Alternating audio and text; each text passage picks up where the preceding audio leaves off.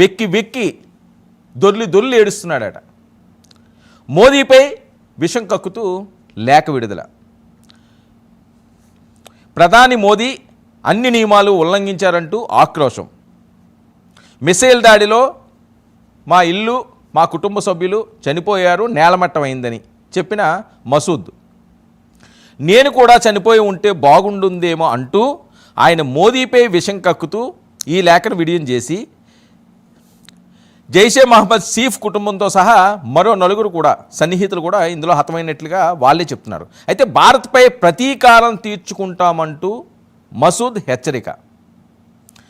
ఇక భారత్పై జాలి చూపమంటూ మసూద్ ఆ లేఖలో పేర్కొనడం.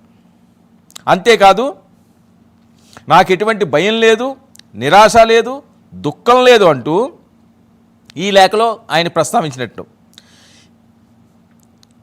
కాదండి, వీళ్ళు ఆలోచన ఎంత క్రూరంగా ఉంటుందంటే, ఒక పక్క మా కుటుంబ సభ్యులు చనిపోయారు, నేను చనిపోతే బాగుండు అని చెప్పి ఒక రకంగా మాట్లాడతారు.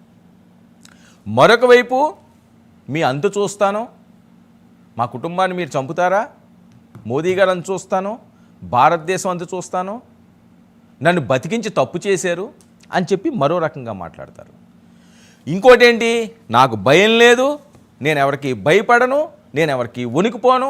మరి ఇప్పుడు ఏం చేస్తున్నావు నువ్వు? ఎందుకు ఏడుస్తున్నావు?